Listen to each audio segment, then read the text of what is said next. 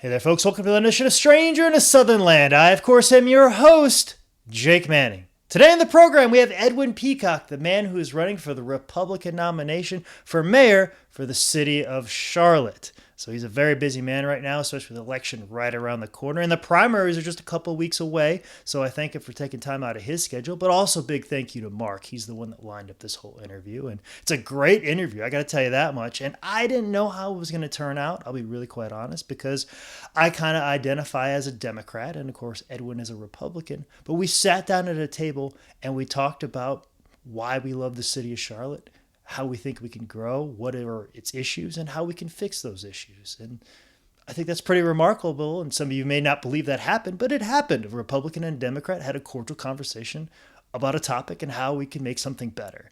I think that's called democracy. I don't know, but it seemed to work out pretty well. But anyways, Edwin was just fantastic. Talk about a charismatic individual. When he walked in, he filled up the room.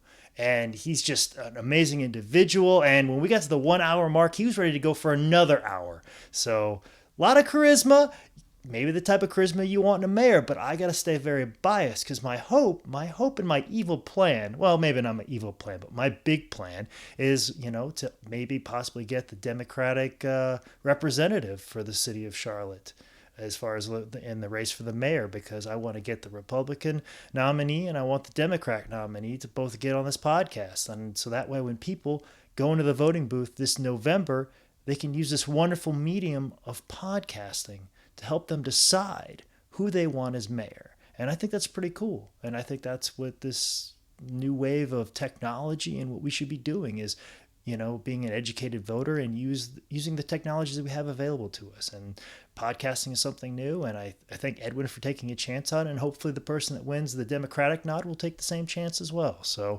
that's my big goal, that's my hope, and that's what I hope that I can present to you guys is be an educated voter this November for the city of Charlotte. Anyways, another big hope is I hope you show up to Northeast Wrestling this Saturday, September 12th in Williamsport, Pennsylvania. This is going to be one of the last ballpark shows of the year before it gets too cold in the Northeast, so make sure you come out for this and also maybe bring a hoodie because it might get a little bit cold in Pennsylvania in September. So at September 12th, this Saturday, Williamsport, Pennsylvania. Also, too, I want to let you know, give you a big heads up, September 19th, that'd be not this Saturday, but next Saturday, I will be returning to Springfield, Illinois for Pinfall Wrestling Association, which used to be New Midwest Wrestling, where I started in pro wrestling, is where I had my first match. So I'm going to come back home and see where it all started. So I hope you guys come out and share in my homecoming in Springfield, Illinois, September 19th for Pinfall Wrestling Association. Anyways, I hope you guys are following me on social media. If you're not, here's where you can do it at. On Twitter, I am available at ManScoutManning. And on Instagram, I'm available at ManScoutManning. If you have any emails about the podcast, make sure you send them to Jake at sslshow.com. Or if you want to book me for an upcoming wrestling event, make sure you email me at manscoutmanning@yahoo.com. Anyways, let's get into this wonderful conversation with Edwin Peacock here on Stranger in a Southern Land.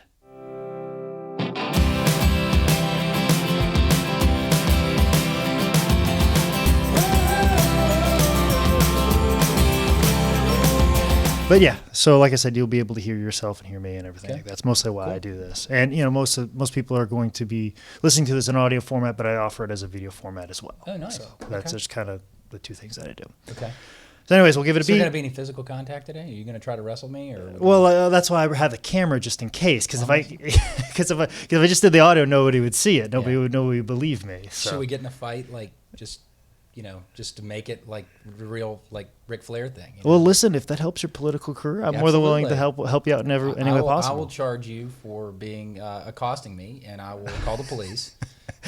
Okay, so you're going the TMZ route in the election. Just stir it up. Just the Donald Trump route. Just say as much controversial stuff and let it fly. I'm going to say you groped me, and I'm going to say that I'm a man that believes that I'm equal to all, but he touched me inappropriately. Oh, is it? Okay. Yeah, That's I'm just kidding with you. All right, get to your preamble. Do your preamble. I'm gonna keep drinking here. Okay. Well, That would be water, folks. Water. water. I mean, we jump into it right now. Already we're flowing and rolling here Okay. with Edwin Peacock. So Yeah, man. thank you for taking the time to sitting down and talk with me today, Yeah. and taking a chance in this new media that is podcasting. And I'm gonna start with something up front that could dictate the whole tone of this thing. Okay. But it at least lets you know how we got here today. All right. In the sense that you were a mayoral candidate and you ran in the previous election for mayor, and I was very much 50-50. I was on the fence. Okay. You had a lot of good policies. Patrick Cannon had a lot of good policies, and there was very 50-50. But I didn't feel like I really knew too much about you on a personal level through the stuff that you were doing through your campaign. Yeah. So when I saw that you were running again and I had this podcast, I felt this would be a wonderful opportunity to get to know you on a personal level. Right. And that's kind of what I want to do here today, and to know a little bit more about you. Okay. And one thing that I learned through the research is, and I didn't realize, through my initial research before the podcast, as far as deciding who gets my vote, you've been living here in Charlotte for quite some time. You're a Charlottelian, as they say. You were born in Presby Hospital. Yeah. You've been to school here and stuff like that. Yep. Anytime I run into somebody that's been in Charlotte as long as you have, I always want to ask them what this city was like growing up. What was it like? Because it's already changed just in the 10 years I've been here. So you're right. I mean, I'm one of the few what we refer to as a Charlotte native. There's not as many folks of us that are actually from here, and I think it also makes it a very unique part about what makes Charlotte special. So my story is, as you said, I was born here. I went to basically CMS schools, went also to a private school, Country Day. From there, I went to University of Georgia, came back in the June of 1992, and this place just gave me the hives. It was so boring. You could shoot a cannon off in uptown Charlotte and not hit anyone. For me, socially, there was a few places that we would go. It seemed like the same 4 or 5 places. It just seemed small, and perhaps that's just the eager beaver nature of being a new graduate. So I followed my girlfriend, now wife, to Washington, D.C. in the metropolitan area, and affectionately got what I call Potomac fever. I mean, I just fell in love with Washington. It's the capital of the world, an amazing metropolitan city. Built my career, ironically, nothing to do with politics. I was all business. I was building the career in financial services, first starting with mortgages, and basically chasing people around the beltway of Washington, helping people do real estate loans. I was putting them in debt, if you will, putting them in good debt, which is mortgages, helping people buy the largest purchase they'd make, which was a home. And so you fast forward to 2003, I have my first child. Today we're in the very office that my family started, that my father in the insurance and investment business, and I'd already gotten into that field too. And he just put an opportunity in front of me to say, Charlotte is really a great place to raise a family. And all of a sudden, of course, having one child on the way, I realized rather than do the rat race there, what is there for me in Charlotte? Because actually I didn't think my wife would like it. I thought that maybe it had a lot of the qualities that we had talked about, or I'm mentioning earlier, just it was boring. But what I came to find out is that Charlotte was everything that it was growing up, as much as a great place to raise a family. But more than anything, it became a great destination to actually be and enjoy as just anyone, as a visitor. And that was different. The other second thing that I learned when I came back as well, too, is that I've certainly got my legacy friends here from high school, of which I hope you don't interview. But I've got them on speed dial. We're going to bring them in one at a time. These are the people that hold the pictures and the stories and the things that could take this whole thing down. I'm just kidding. No, but seriously, truly, what's powerful about Charlotte is we got guys like you that you said are from Iowa. I've got a campaign worker that's with me here from Nebraska, another one that's from Miami. We have people, personal friends of ours, Rhode Island, Michigan, New Hampshire. I mean, there's just so many people on that. So I kind of come to the conclusion for Charlotte, and one of the things that we can talk about, I know that you had Southern in your term of your name of your show, but I always said Charlotte is really, really a special Southern town, and I think we're genuinely warm and welcoming to all. And I think it's a city where you don't have to really jump over a whole lot of hoops in order to try to have an impact. And I think that's what makes us special. The other thing that makes us pretty unique as well, too, is that we actually have some efficiencies that you normally see in the north. And I'm speaking first of the light rail, this new light rail that was built in 2007. Which has really renovated the entire South End. Absolutely. Like, especially in the 10 years that I've been here. I mean, that was... Right. It's a special marriage that we can talk about a little bit more on our transit plan. But more importantly, I just really characterized Charlotte very similar to the way people would describe Washington, D.C. Describe Washington, D.C. was best said as its northern efficiency meets Southern charm. That's meaning Maryland, D.C. meeting up with Virginia. And you've got the highly efficient metro system there. You've got the capital of the world. You've got the cultures of the world. You've got the United Nations of the world. You've got all 50 states being represented on Capitol Hill.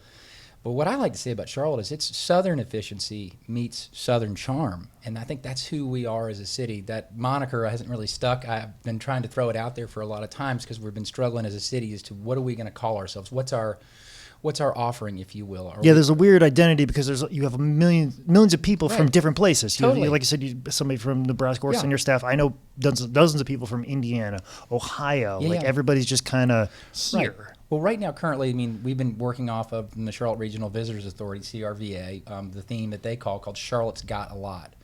Now, I understand some of the implications behind it. I don't dislike it, but I don't love it. And I think it's primarily where we are as a city. I think we're a teenager city right now. We're starting to see that we could become a mature major city. We're 17th largest in the country right now.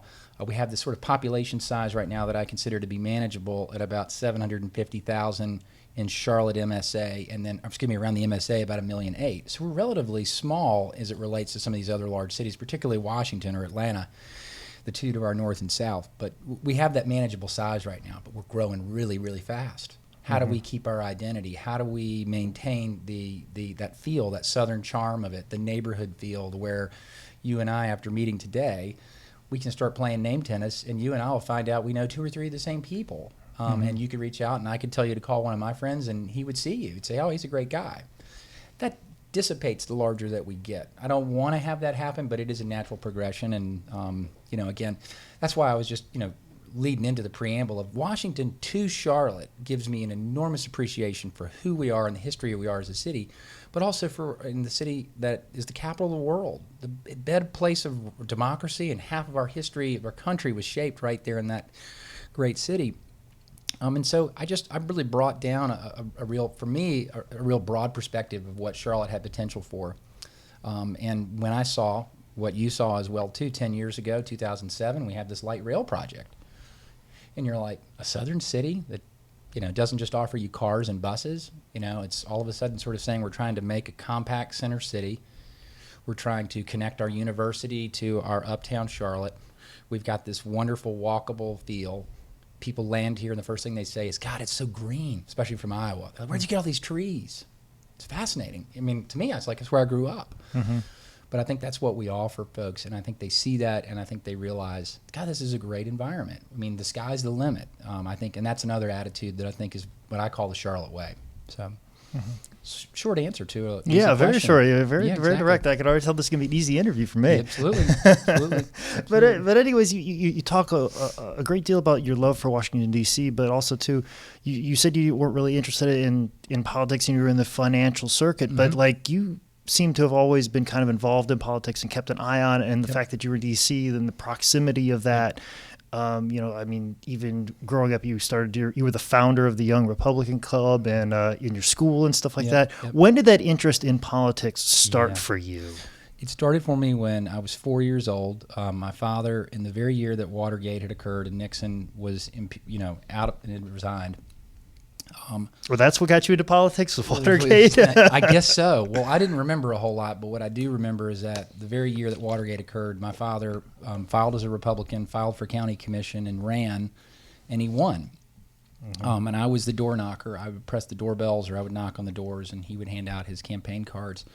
So the example of servant leadership was really brought to me really through my father. His influencers were gentlemen like former Governor Jim Martin.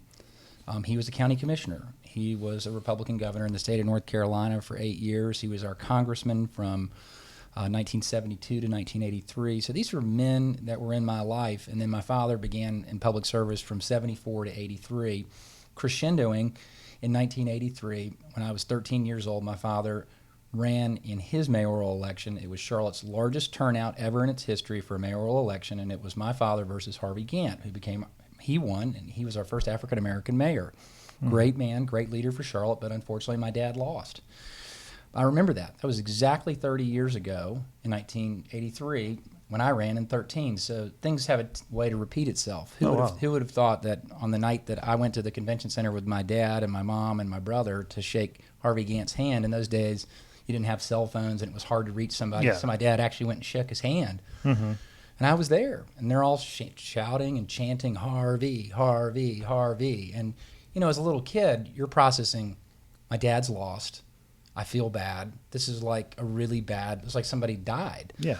So it sears in your mind sort of who you are and where you felt about But you're also seeing somebody on the success end of that. Correct. That you're like, wow, I want a piece of that. Absolutely. Well, more importantly, how did my father's life continue after that? How did he do after he was defeated? What happened in his life? Did he all of a sudden become a dejected father and lose his job or do this and that? No, my father responded very positively.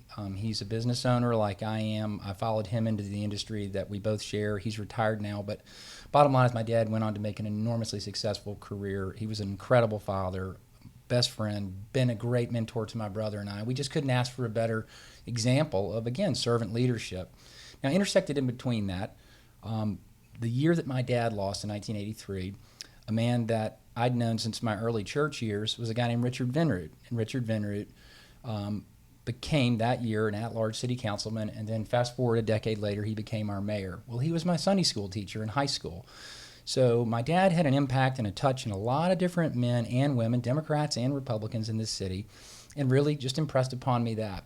So when I went to Washington, again, I didn't have any political aspirations. I wasn't thinking about these types of things. But when I got back to Charlotte and I got my career back reestablished here, I went through a program called Leadership Charlotte. And that's a program where you get put together with 29 different people, lots of different walks of life within Charlotte, some newcomers, some corporate, some artists, really just a huge mix of people. You just would not think about putting this kind of dinner party together, but it works, and it puts you through a full year. And at the end, they basically had kind of a call to action. What are you going to do to give back? What are you going to do? Everything we're talking about is service. And it just so happened that February there was a little opening, and a city councilman named Pat Mumford decided that he wasn't running. He'd been in there for 6 years. And I always remember one thing my dad said, don't run against an incumbent because you're probably going to lose. So you run when something's open. So I ran, and I won. And in this very room right here, I watched on that screen right there the election results, and I won by 307 votes. Oh, wow. So, I mean, consider myself to be very lucky at that election there. And again, we're kind of in a similar environment right now.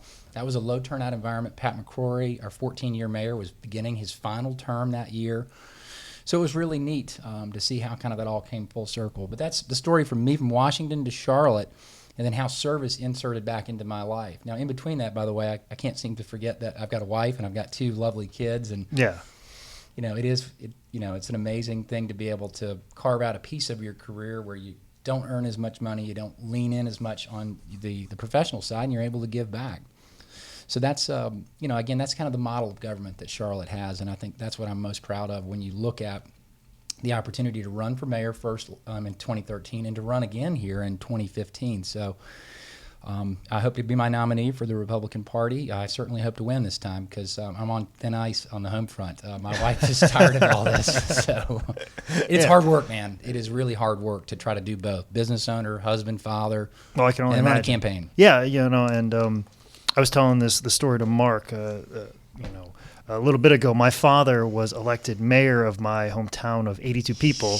Yes. On 21 write-in votes. See? They didn't like either one of the candidates. They liked my father, and they actually thought it would be a funny prank if they elected him mayor. Okay. And he actually ended up being the best mayor they had. He was the sitting mayor during the city sesquicentennial. He redid the sewer system. We only had 2 roads in the town, and one of them was unpaved. My father paved that road. He was also the mayor that got a lot of funding for the bridge that was being eaten up by beavers. I know this sounds very backwoods, but that's the way it was. Yep. But, at an early age, I learned what,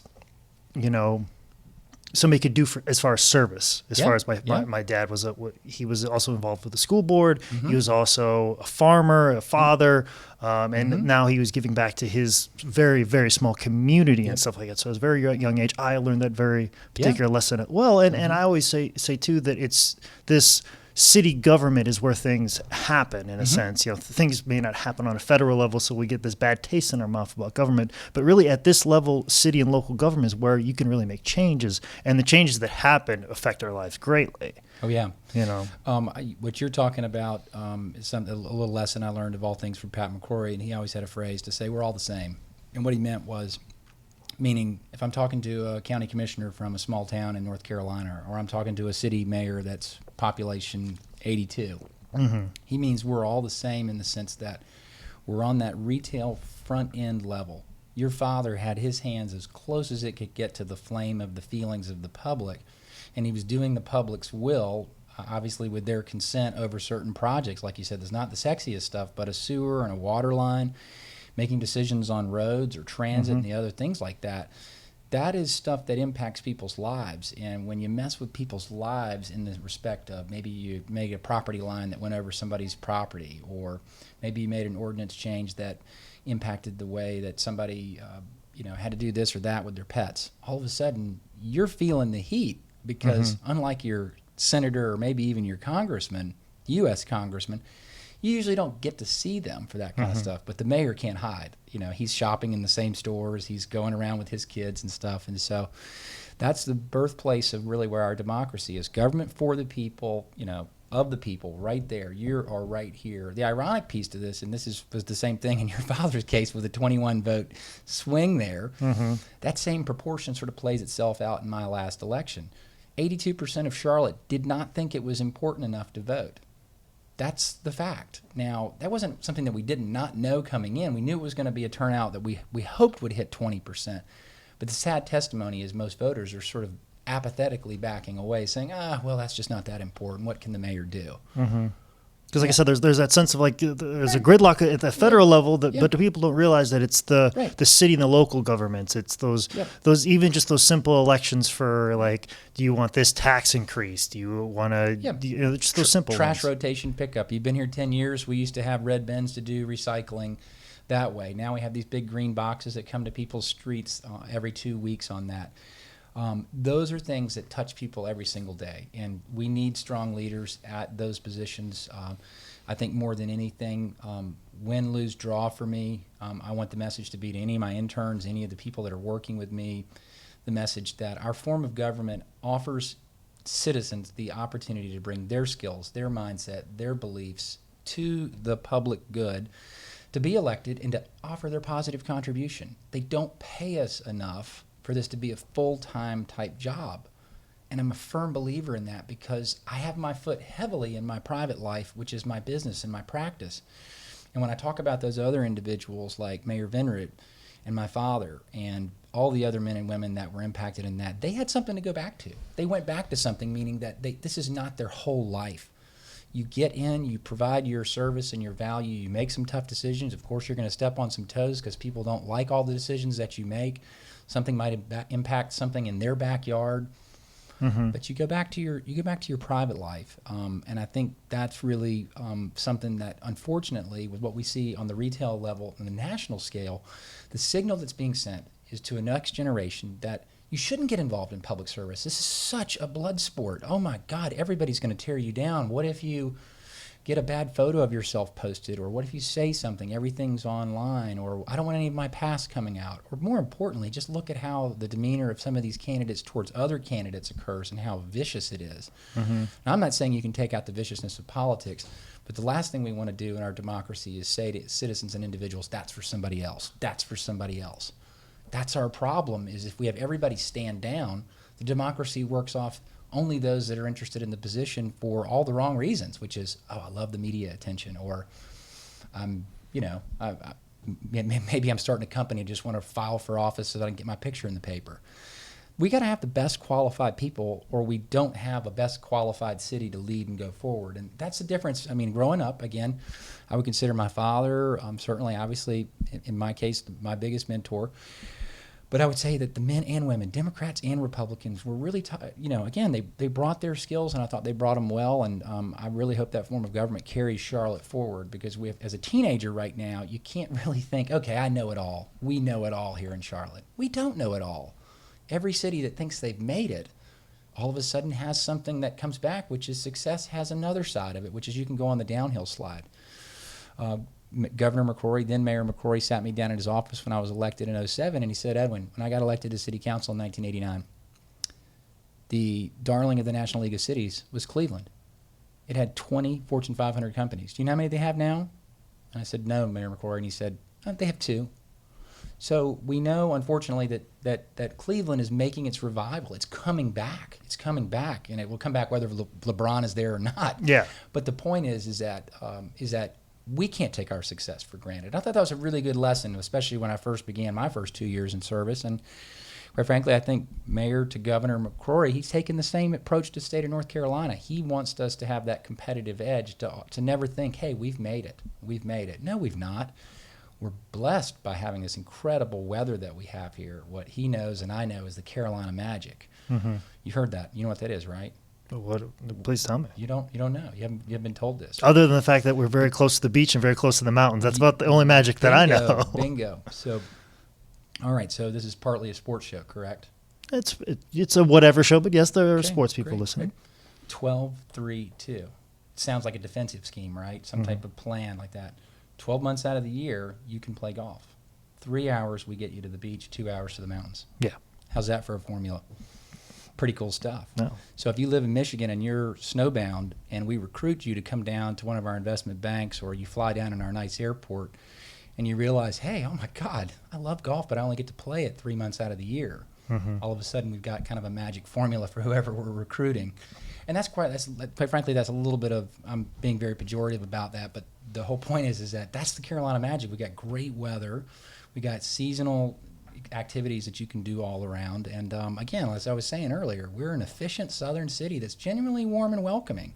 It's not fake. It's not put on. I'm not saying that Birmingham, Alabama, or any of these other cities that we would characterize as being southern or that, but sometimes these cities aren't, quite frankly, as welcoming, I would say, to those that are coming in from the outside. I think Charlotte has always looked at anybody, not necessarily said you're a carpetbagger or you can't contribute here or you're not from here, your family's not from here. There's some other cities that you can say that about, I think. So. Oh yeah, and also too geographically, I think the magic of Charlotte is that, you know, it's 9 hours to Philadelphia, it's 9 hours to Florida, it's 12 to New York. It's right in the middle of the East Coast. There's a sense of mobility, especially in the amount of traveling that I do. You're right in the middle. You're never too far on one end, or you're not too far inland or wherever. So. Yep.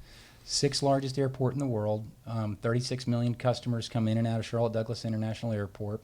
Mayor Belk, another mentor, a man that I knew. Obviously, the Belk family, well known here in Charlotte for their retail department store dating back to the 1880s. But it was Mayor Belk and Mayor Harris that wanted to do what Mayor Daley in Chicago did. Mm-hmm. And we knew that in order for us to compete against Richmond, or to compete against Raleigh, or wherever the next rising star may be in the South, we needed to have a legitimate airport that was a hub city. And that's really what began the trajectory, really, I think, of what you see today. What you see today is you see however many flights to Boston and New York, flights West Coast, East Coast. I can't remember what our number for international direct flights is now, but it's up big time. Third parallel runway comes in. The other big thing that you've got from the airport that literally, and we're talking about this on the campaign a lot as well too, is, you know, our airport director, longtime airport director Jerry Orr, started in 1994 and working with the transportation, the feds and DOT, and trying to pull together something he called the intermodal yard, which was bringing rail to the actual airport. He also had to deal with CSX and Norfolk Southern Railroad, I believe, were the two. And he pulled off this amazing thing that almost took him 20 years to do. So we have this airport. We are at the intersection of 77 and 85. We have 180 miles to 3 coastal ports, Savannah, Charleston, Wilmington. And we've got the ability pretty much to create a next-generation economy around being a global hub for commerce and trade. Because as you just said, we've got that trucking route that can get us 9 and 12 from there. So Charlotte is geographically sitting in an amazing position to be able to be one of those cities that might be, like I said, like you would think of a Washington, D.C., Now we've got some cultural things I think we need to tackle as well too. Like what? Well, I mean, like I said, the reason that I think that I left, I mean, again, I was 22 years old. I lived in Athens, Georgia prior to that. We had a great music scene in Athens. I've just finished off kind of at the end of what I'll call sort of the peak of the Liverpool of '80s for Athens, which was B-52s and REM, and Widespread Panic was just coming on. So there really wasn't much of a music scene here. Mm-hmm. We certainly weren't Chapel Hill. So I'm speaking now about the arts. We had a fledgling and beginning of a new performing arts theater, which is now Blumenthal. I serve as a trustee on their board. We didn't have that cultural scene. That was where growing up, I would always say, gosh, I really, really, really want what Atlanta has. And what we really meant was we wanted a sports team. Mm-hmm. We wanted the Falcons. We wanted the Hawks. We wanted something that made us feel legitimate. So we had this chip on our shoulder that said, okay, we're going to be that someday. We're going to be that someday. Again, we were maybe 9 or 10 years old at that time. We hadn't gotten to teenager phase until we got our 1987 news of getting the Charlotte Hornets.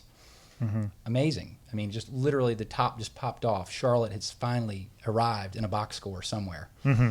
Now, we're still trying to fight for someone on NBC Morning News to be able to announce that it's Charlotte on the weather map and not have to say North Carolina. We've been fighting for a long time for that. Charlotte, USA, again, branding. A lot of people don't know who we are. Even after the DNC convention. The DNC convention really helped us a lot. Mm-hmm. Big branding opportunity globally for us. Very exciting. But still, a lot of people know where, ironically, Charleston is. They all identify with Charleston, coastal town. When I go other places, like, oh, Charlotte, how far away from Myrtle Beach is that? I'm like, why are you asking about Myrtle Beach? Charlotte is kind of like the center. You see what I mean? Yeah. So Charlotte's sort of struggling with that, and again, we'll fight through that. So yeah, again, what are we missing? Well, a lot of that's been filled in. So when Amy and I moved back here in '03. What you saw was a restaurant scene. What you saw was then the coming of Johnson & Wales, which we ironically sort of talked this Rhode Island company out of taking their branch out of Charleston and saying, hey, the future of your campus needs to be here in uptown Charlotte, and that was pulled off. That's led to, obviously, a lot of spinoffs and a lot of acorns falling from that tree to help us create, these food trucks and these restaurants and these things that I would be used to seeing in a New York or a Washington or Atlanta. And then around 2009, actions taken by Councilman Lassiter, Mayor McCrory, and those councils prior to that, we had the forethought to start working really heavily on our uptown corridor, and in particular, the cultural campus. And so what tipped it off around '07 was certainly the light rail line had happened. The next thing that occurred is we got the contract with NASCAR Hall of Fame, and the NASCAR Hall of Fame was being built. Finally, we were honoring that history of this region that's so rich and so deserved to be in Charlotte. Then you had right beyond that, you had the whole southern cultural campus, if you will, of South Tryon Street coming with the Night Theater, the Beckler, the Mint Museum, and the Gant Museum.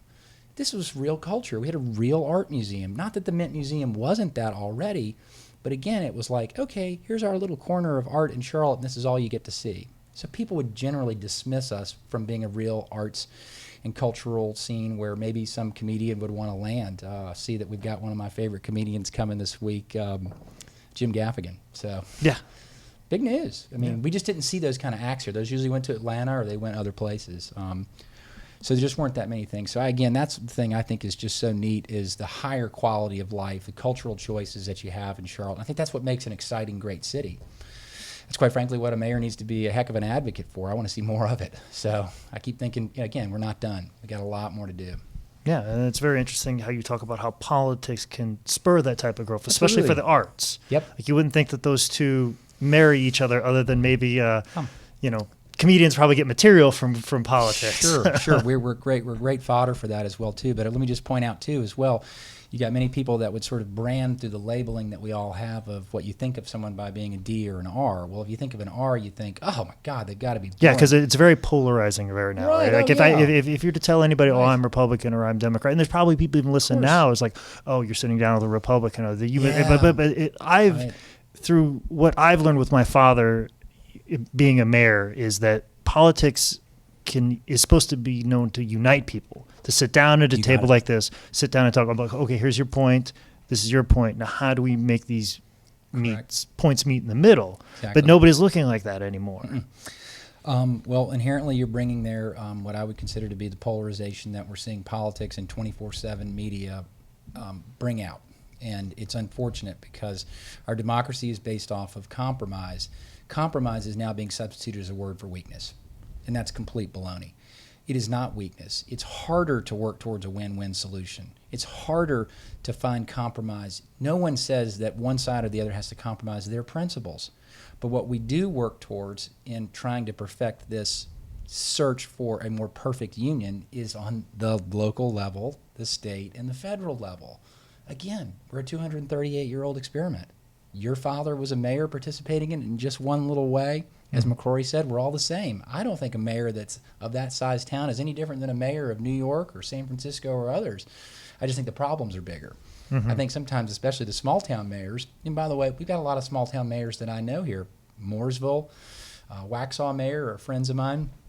Look, those guys react to what we have to do here. If Charlotte's putting bad policy out, the folks in Mooresville are very concerned because they commute here and they work here. And by the way, when they're in Germany or when they're in California, do you think they say that they're from Mooresville? Well, they would if they were pressed, but they say, I'm from Charlotte. That's the airport I fly in and out of. So, again, Charlotte is this big 800-pound gorilla. So smart policy, the leadership within this city. We are obviously an enormous tax generator to the state of North Carolina. It needs strong leadership. It needs good people at the helm and whatnot. And, of course, that's the form of government, again, that I'm hoping to participate in. Again, so. Yeah, well, you sat on the council, and then what made you want to – you obviously were making impact as a city councilman. But, what made you want to run for mayor the first time? What was the reasons you want to take a step that big? You already in a position where you could make some decisions and impact some things, but why take that next step? I would say it was certainly not when I ran for office in 2007. I wanted to serve, and I felt like I could make a positive contribution. I won. I got fortunate, very lucky. I knew once I got on the dais that to tie the sports parallel to it, my background growing up in Charlotte is that baseball was my sport. I was a left-handed pitcher. I began on the ball fields of Sardis and Lansdowne Elementary and that whole area, and I was a left-handed pitcher, and I did quite well. I had a really good track record as a child, and then went on to play in high school in American Legion and briefly at the University of Georgia on their practice squads in 1990 when they won the national championship. I unfortunately wasn't on that full team. And then in 92, so that was my sport. And the reason I tell you that that's my sport is that as a left-handed pitcher, the one thing I knew is that when the coach called me in from center field, I knew that I wanted the ball. I knew that I wanted to get on the mound. I knew that I wanted to take the control of that game and try to win it for the team as a team. So I knew that when I got on council, I said, if there's an opportunity for me to run for mayor, I don't know when it will be, because I didn't know if McCrory was going to stay for another 14 years. I mean, he could have. He could have. He was like an Energizer bunny. He was an amazing mayor to serve with. So I didn't know. And so I just said when the opportunity came about, and sure enough, it came about in 2013 with Anthony Fox, who I served with as well too. When he got the incredible opportunity to be a Secretary of Transportation, he was gone, and it was an open seat. Again, going back to that principle: run when something's open. Yeah. And that's what I did. So I mean, gosh, what a great opportunity. Again, ironically, 30 years later, from when my father had won and lost, I of course ran and lost. So. So the Peacocks are looking for a new formula here to make this happen. Again, you don't want to be the Buffalo Bills. You don't want to be the Buffalo Bills, and maybe we have to put my wife on the ticket. I don't know what it's going to take, but we got to get our family name back here. I see, but anyways, subsequently after the election, there was all the types of drama that happened with Patrick Cannon and everything like that. What was your reaction to that? Because that was one of the things that I first thought of. Because, like I said at the top of this interview, I was unsure about who you were as a person. I saw your stuff, I heard your message, I like some of the things, but there was also some things about Patrick Cannon I like, and he got my vote in that election. Yeah. But then when all this stuff came down with everything that happened with him, it's almost a situation well, maybe I picked wrong. What was going on here? Yeah. There's a lot of reaction to that. What was your reaction to that? My reaction, I would describe in three phases: shock, anger, followed by complete sadness and feeling of just prayerful forgiveness for obviously what mistakes he knows that he made, and especially for his kids. So Anger. I mean, first of all, obviously I put my heart out there last year from pretty much February to November. Because if that stuff would have came out before the election, correct, I'm sitting talking to the mayor. Correct. You would be. But what you've got to understand is that the customer for the U.S. Attorney's Office was the public. And I understand Ann Tompkins' decision to build a case because they had been working on Patrick Cannon where he was taking small contributions, as we now find out, or there was essentially this pay-to-play situation that was unfortunately unfolding with him. So a little small sin grew to a bigger sin. They had seasoned their case to $20,000 in the mayor's office, and he was asking for more. So you've got a pattern of obviously bribery, corruption, and what ultimately he got indicted on. Again, it's awful. You never would have thought this would have happened in Charlotte. Again, and most importantly, the reason why I was telling you that, for me personally, you got to understand, Patrick and I served together for 2 years. He was on council for almost 18 years. He took a little brief break there. He had some stuff going on personally that we all knew about or was publicly disclosed. So I welcomed him on to council. He sat to my left for 2 years. We were very collegial, and I said on probably a dozen different occasions, Patrick Cannon is my opponent. He is not the enemy. And Patrick and I had a conversation before the race started. He said, Peacock, what kind of race is this going to be? He goes, you going below the belt? And I said, no, I'm not going below the belt, Patrick. I'm going to run on the issues. I'm going to run on my vision. You run on your vision, and may the best man win. And that's the type of election you ran. There's no mudslinging. It was everything that was ever covered was about this is my issues, this is my issues. It was very easy in the newspaper to follow that. Yeah, that's right. And you know, I mean, just to let you know, I mean, part of the unfolding of what was happening with Patrick is that he was allowing small, little, teeny items to sort of come out, and we had called him out on several things. Again, you had to be really paying close attention to the election, which unfortunately nobody was. I wasn't making it exciting enough, right? We didn't have any TMZ moments. I wasn't trying to threaten him or didn't try to call him out or do a wrestling match. I mean, again, maybe we should do that this year to increase turnout. But no, I mean, Patrick, on a debate that we had on Halloween, I remember it because it was Halloween.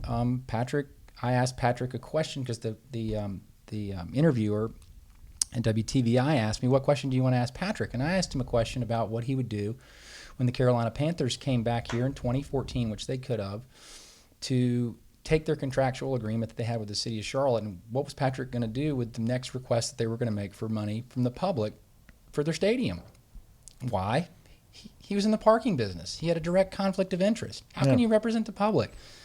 Patrick looked at me and he said, well, I didn't attend any closed session meetings about the Panthers' decisions, and a mayor should know that. And I just stared at him, and he looked at me, and I didn't know where this was going to go, and I didn't know how to react because I was like, well, I didn't really know if he didn't attend closed meetings, and that wasn't the point that I asked him. But the media in the room immediately knew that he did attend closed session meetings, so he told us a lie right there. And that was on Thursday night on Halloween. I'm taking my kids out. And my team, my communications team, was like, we got to call him out on this. We got to call him out on this, man. And I said, well, how do we run a press release on Halloween night and expect for anybody to pay attention? That'll just go into the dead bend. And then Friday, I had to sort of process it and kind of go, God, this guy is really not telling the truth here. People need to know this. So we called a press conference on Monday at the Republican headquarters up here on Moorhead. I walk up to the mic at 11:30. There's 12 cameras right in front of me. And guess who walks in the door? Patrick Cannon. He crashed the press conference. And I had this sneaky feeling in my mind that might happen. I don't know why. There was just something in the back of my mind that said, God, what if that happens? And the first thing is I looked up and I said, Mr. Mayor Pro Tem, come on up to the microphone. I'm not here to have a press conference other than to state what the truth is here. And the media around me was basically saying, oh, well, Peacock's just mudslinging. This is a Hail Mary. Well, fair accusation if you hadn't been paying attention to the race, but it was the media that pointed out that Patrick didn't tell the truth. I was merely pointing out the fact that he's not fit to serve. This is a big deal. This is not parsing money over anything small. We gave $87 million to the Carolina Panthers so they could upgrade their TVs and their skyboxes and put in a new escalator. That was money from your convention center reserve fund so that we could send this to a group of billionaires that own the stadium. Now, I'm a Panthers fan, but I don't agree with how we went about doing that, and I certainly don't agree with an opponent that I'm running that wants to be the mayor of Charlotte, and he's not being truthful. So, man, when this all happened, shock, anger, I'm like, good God, this guy was on the take the whole time. It's terrible. And again, the biggest part for me was, as I stepped away from this, is I said, he has children my age, and they have to go to school. They have to go to school. And the embarrassment they feel is not their fault. So his 2 children, man, I mean, that's just where my heart pours out to say, forgiveness. How can we pray to get Patrick and his family back together, and he's going to serve his time, and this will always be with him. And again, like I said, there's a reason that you voted for him. I'm sorry you did, but he was likable, very approachable, and a very good candidate. I mean, again, I knew I had a good opponent. He was good. Yeah. He was good. He was pretty slick too. So, yeah, that's the thing. Maybe a little too slick. Right. Well, you know? I mean, again, that was a little bit of the coverage that came back out of some of the papers. One I always remembered was Creative Loafing did a headline after the fact, and they drew this diagram saying two-faced. And there really were 2 sides of what was happening with Patrick, and I don't know what his personal struggles were or where that came from. And so again, I pray for forgiveness that he's brought himself back together, and that the process of what he's going through right now, which is incredibly challenging on all fronts. One of the people that came into my life after all this happened, of all things, I co-lead a Sunday school class where I bring in outside speakers, of which you're going to be one of them because you're a pretty interesting guy, and I'm sure we need to have you. But one of the people that we ended up having come in was Webb Hubble. Webb Hubble was at one time before Janet Reno was confirmed as the Attorney General under Clinton. This was one of Clinton's best friends. This guy was indicted, and he was in federal prison. And so he came and talked to my Sunday school class about what life is like as someone who spent time in federal prison. This is a lawyer. This was a guy that was the Supreme Court Justice of the state of Arkansas. He was a mayor of Little Rock, Arkansas. And this is a guy that was in federal prison. And I was just saying to myself, man, God has put somebody in front of me here who's sort of talking to me through what his own personal story is. And I listened to what he talked about, that someone that is and has served in prison, and clearly his situation was white collar. This was not a hardened criminal. This was a guy that made some really bad decisions on the monetary side, and he got called to the mat, and their U.S. attorney took him down. So again, Patrick, Webb Hubble, I'm just saying to myself, gosh, this is the only thing we can do as humans, is be as forgiving as we possibly can, and welcome him back whenever that time may be. Now, I certainly hope he doesn't come back and run against me or anything like that. I don't think he can legally, but we'll see. We'll see, but who knows? Yeah, there's a certain box he would have to check. Correct. Yeah. that may prevent him from. I don't know. Yeah.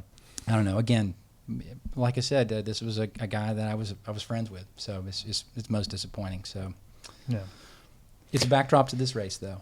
Yeah, it definitely brings an interest to that, and brings us now to you running again.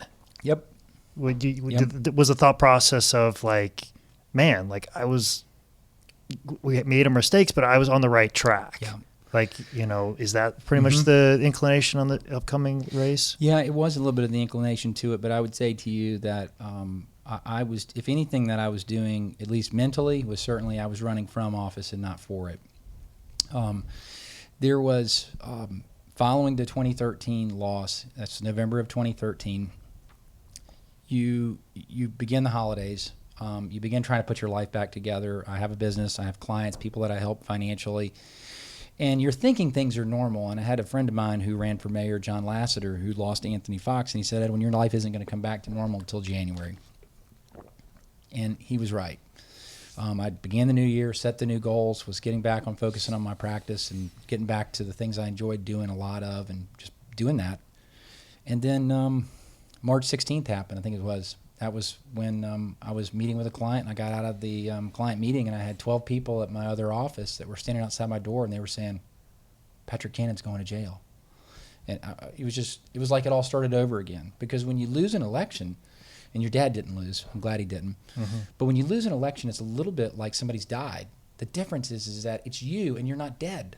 So everybody comes up to you and he says, they're so sorry, you're such a good guy. And nobody comes up to you like you and says, hey, I didn't vote for you, man. You're a jerk. They don't do that to you. They're pretty nice around here. So people don't do that. So you live this life of people saying, I'm so sorry you lost. I'm so sorry you lost. The second question they ask is, are you going to do it again? And I'd always just I would deadpan them and just think, no, I'm running from office, not for office. Thanks for asking. Please talk to my wife. She's really happy I'm not running. So the life unfolded again in March of 14. And man, March of 14, it was just like all of a sudden you start, as an athlete, you start, oh my God, I can't believe this. Are we going to have a special election? I was calling my team back. Because we were ready to. Nobody knows what happens. Yeah, there. we're ready to rumble. We're ready to go, man. I mean, but I knew what the process was. Our statutes say that, look, you have a departing board member. They replace it by the party in control. The party of the body elects who they want to. They choose who they want to, and they chose Dan Clodfelter. They certainly weren't going to go to the legislature and ask for permission to do a special election. That would have put me right in the wheelhouse. Yeah. That was politically possible. Excuse me, that was legislatively possible. It wasn't going to, in a political fantasy land, that wouldn't have happened. So it didn't. So all of a sudden my life gets right back on track, maybe July of that. And on July 14th last year, my mom died after a 4-year battle of ovarian cancer. So Edwin was going through a lot of different things during that time. So I was shutting out this whole thing of even considering 15 at all. Mom passed away. We put our life together, get through the holidays, and then I began the year not thinking actively about it, but I began to see what the field was setting on the Democratic side. I knew that there were no at least known candidates in the Republican field that would have the fundraising capacity, the brand, the ID, and most of our people that were in and around when McCrory was here just hadn't expressed any interest in it.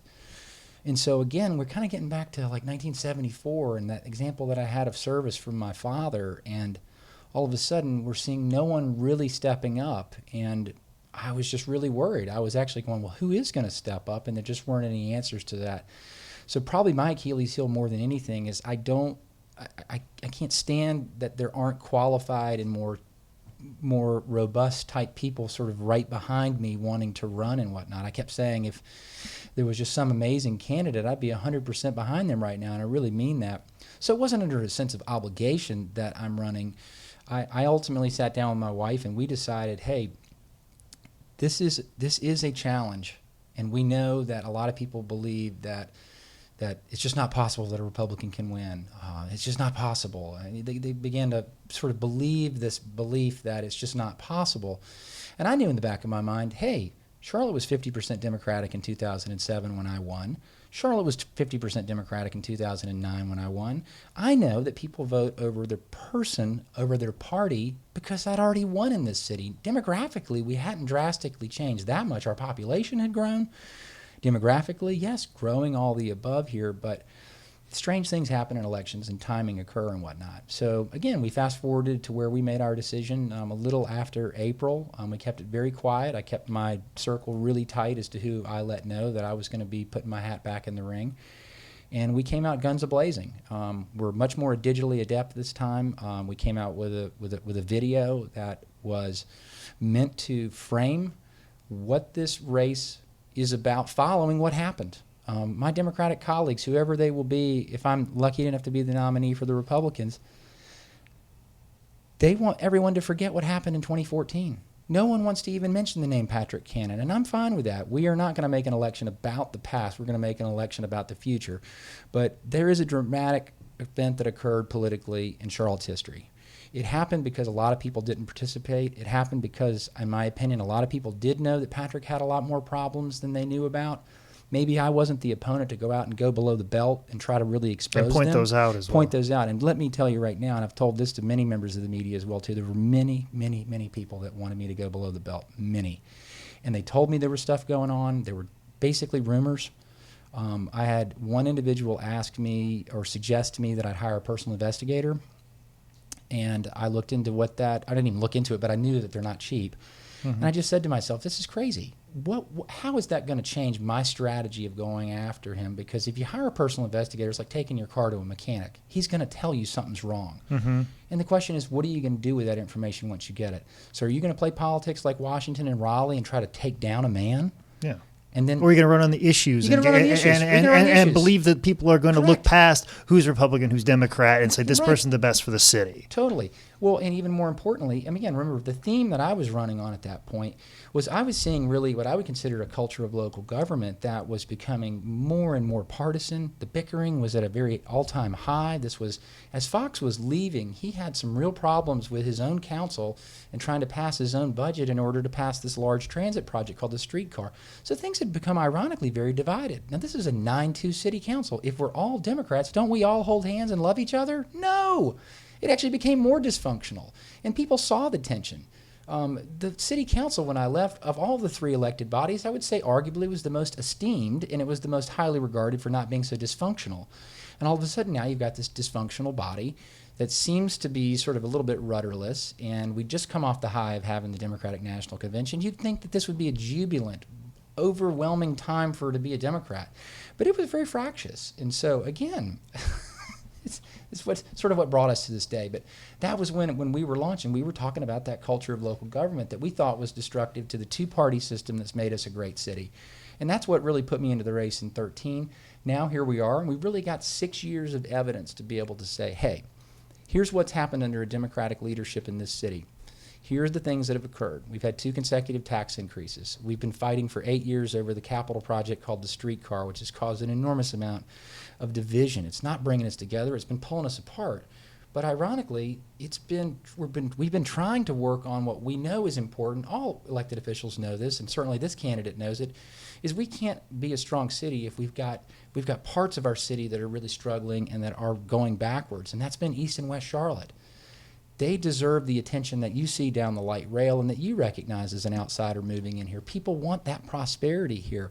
My disagreement with my colleagues is that they're trying to make their argument solely on a transit project being they're not saying silver bullet, but there's been a lot of promise and hope on 19th century technology to revitalize 2 areas. And quite frankly, the promise and the money, there is no money for it. They're making promises that I'm calling them out on and saying, hey, this is the difference between my approach to conservative urban revitalization, and this is your example of it. And we'll put that to test in this election here if I'm the nominee on the Republican side. I welcome that dialogue. That's what makes Charlotte... Well, what's your version? Let's talk about that. About what part of it? About urban development. Yeah. So let's talk about East and West Charlotte for a minute. The idea behind the streetcar is certainly not a bad one. There is examples in this country where it has been an effective tool, but as it rolled out under the Obama administration in what was called the Circulator Grant, other cities began to apply for it, and other cities began to try to put together the local and the state match to do it.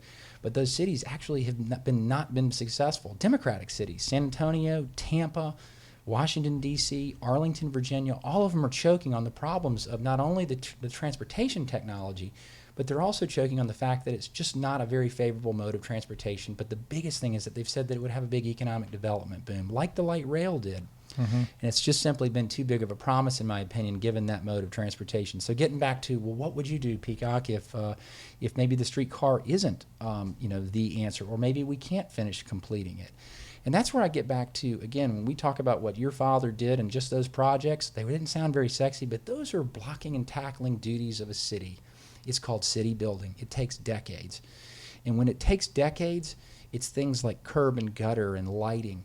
Now, that's not the answer to East and West Charlotte, but they need urban revitalization really badly in those areas.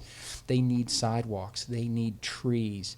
They need urban facade improvements to basically make it look uniform and make it look consistent.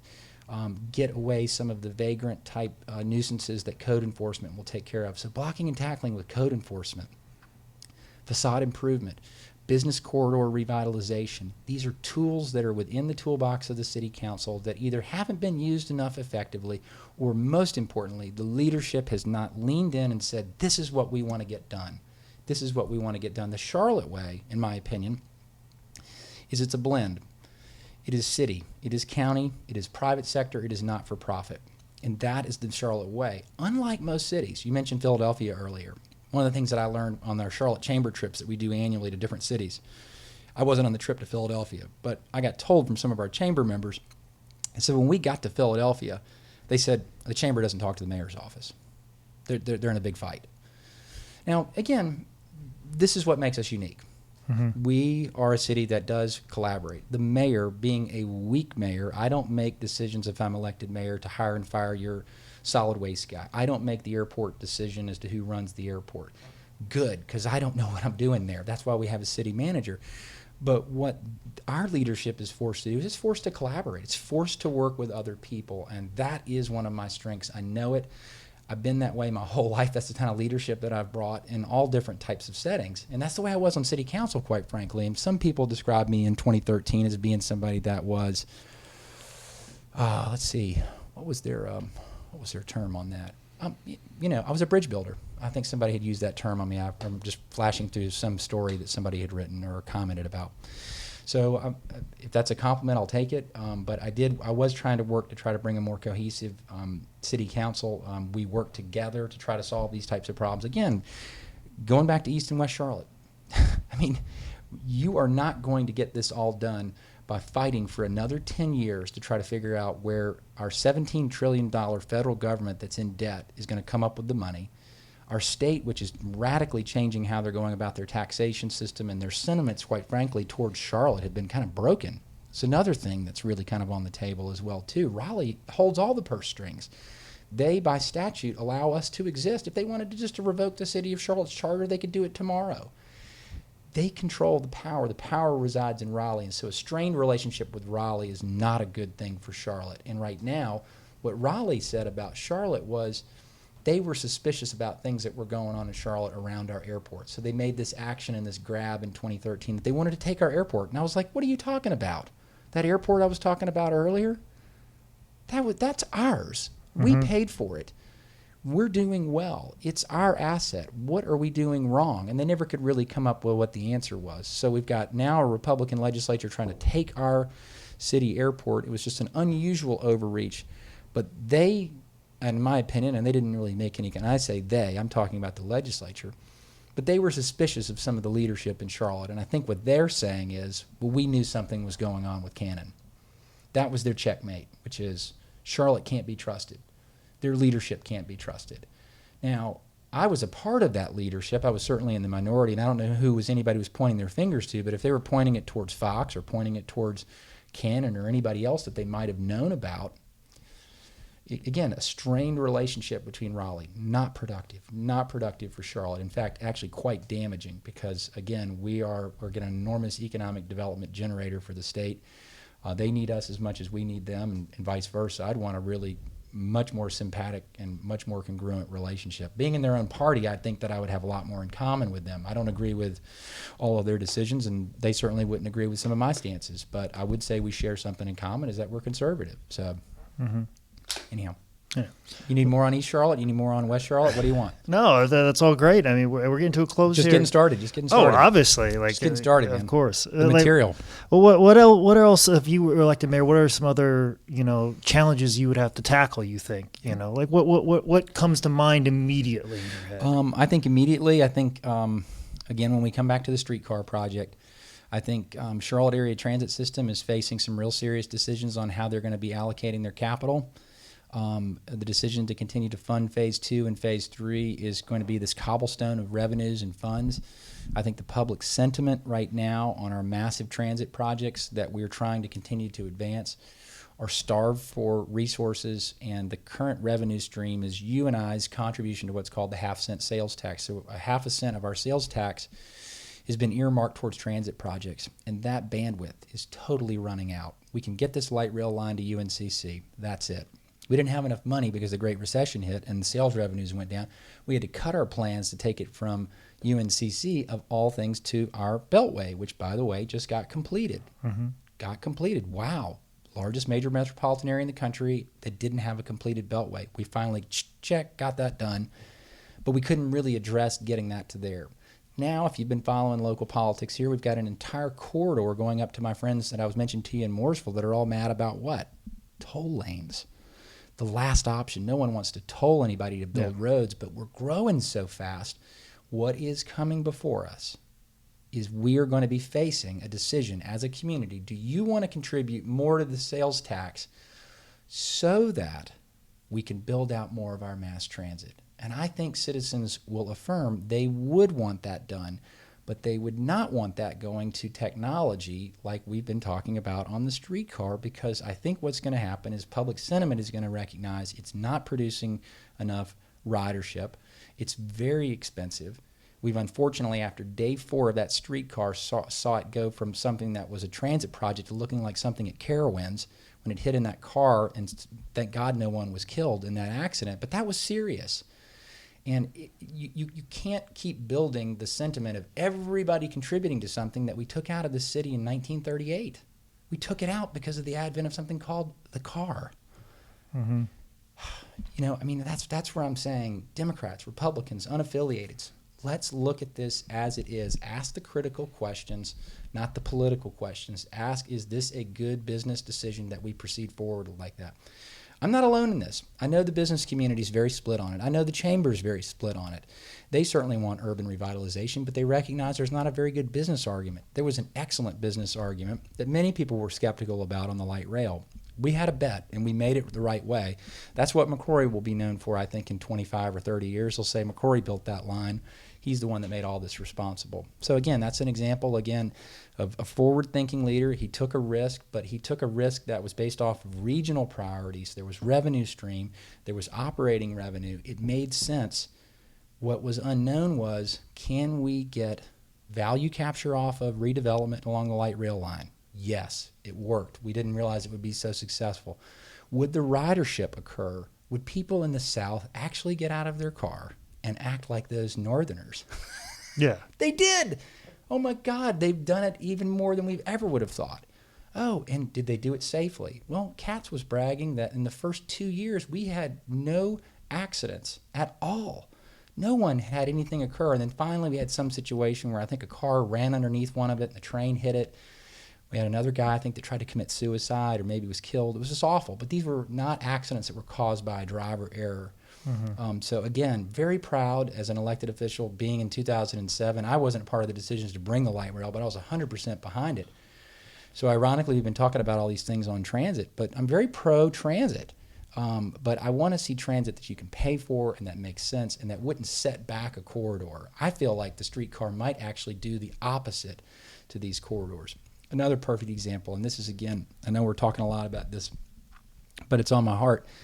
When I left city council, we were fighting over this thing called the taxi contract. Not fighting, but there was just this huge drama because Jerry Orr had 15 different taxi companies coming out to the airport. And one of the critiques for our visitors to Charlotte was, God, these cabs are crazy. Like one is like a 1978 Buick and one's a nice yellow cab. I mean, maybe not that extreme, but it was just messed up. And so Jerry Orr said, hey, we're going to cut it down to 3. And of course, the other 12 cab companies, they got really ticked off because they lost their airport contract. But as we get to the end of that, all of a sudden now we have Uber. Mm-hmm. I can press that button on your phone and we can have 6 cars here within 3 minutes to us. So technology is changing how our transit system is being deployed. A commuter could, anywhere in Charlotte, press that Uber button and they could have a driver take them somewhere privately and completely avoid mass transportation. Now, is that the ridership choice of everyone else? I don't know, but what I do know is that technology has replaced a lot of things in this world. And actually tomorrow I'm going to be visiting with somebody from Google here. They're very interested in being in the transit business, no secret there. They've been pushing forward on a driverless car. Would a driverless car lead to a driverless bus? Probably.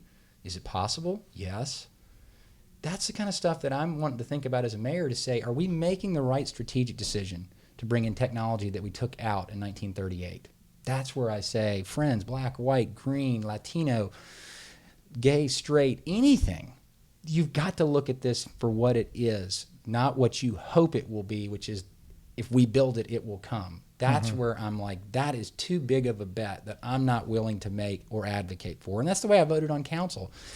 I didn't win the day. I was in the minority. I couldn't build enough votes. I couldn't get enough consent. Quite frankly, at that time, we didn't have enough to go off of. Now we have the light. Now we have it. Cats, by the time that this interview maybe gets out there, we're going to have ridership numbers, and they're going to be laughable. They're not going to be numbers that are going to say, gosh, this is really a bonanza. We're having a great time here. Everybody wants to take a 1.5-mile trip that takes 23 minutes.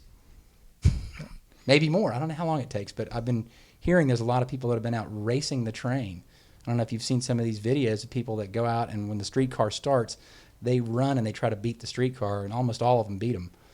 So I actually try and avoid the streetcar because I rode my bicycle down Elizabeth Street and my tire got caught in the little groove and wiped out pretty bad. So just on that merit alone, I'm not a big fan of the streetcar myself. All right. So you bring up the public safety piece there again.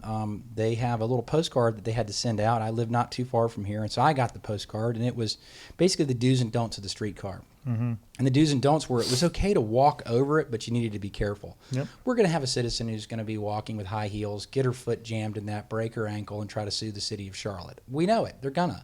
Like I said, I wiped out my bike tire, got caught right in it, slid, and couldn't get out. It's going to happen. And look, again, that's not the reason to not push forward with the streetcar project. That's just the those are just one of the small. That's just the give and take of it. But Yeah. my point is, a lot of times you can die by 1,000 paper cuts on a project like this when you have those types of things that could be avoidable if you really would have thought through it. So again, as mayor, I think I'll be dealing with. What is our next plan around that. Do we stop doing development on East and West Charlotte and stop our plans there? No. I say we get back to the real building blocks of knowing what city building is involved in. Like your dad, I mean, we've got water and sewer projects, or again, street lighting, or code enforcement, or building facade improvement, or corridor revitalization. I think you got to get back to that. As a mayor, the most important thing, because you don't carry the power, is working with your council members in order for everybody to try to accomplish that goal.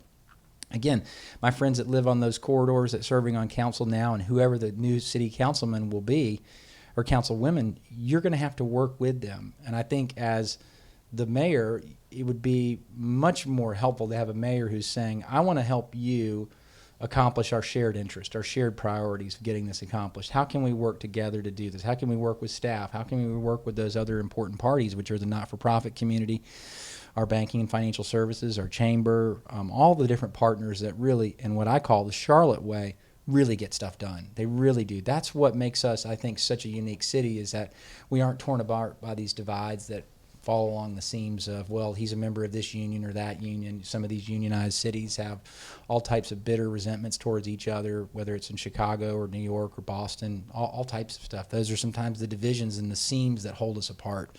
I think Charlotte, again, we're blessed with a form of government that's basically kept us together a little bit more, maybe so than we thought. Yeah. Well, anyways, we were kind of coming to the end here. You've been a very, very easy interview. You just drop a couple things in your lap, let you go, and like I said, transportation's been a big part of reasons why I like you, and a lot of the policies that I definitely enjoy. So I'm glad we had an engaging conversation about that. But I always feel that education and communication are the hallmarks of politics and everything like that. So I thank you for educating me today and communicating with me today. So cool. I can't thank you enough for being very gracious with your time. Yes. And not rushing me out of your office. You gave me more than enough time and more than I expected, and definitely an education. So thank you. Thank you so much for joining me today. All right. Very good. It's great to be with you. Look forward to seeing the interview afterwards. Before we take off here, but let's I don't want to forget, where can people get information about you, support your campaign, follow you on Twitter, Facebook, all those important things. Please get those out there. Yeah, so edwinpeacock.com. Follow me on Twitter, which is Edwin Peacock, III for the third, on Twitter, and I'm on Instagram as well, and Facebook Peacock for Mayor. I'm pretty easy to find.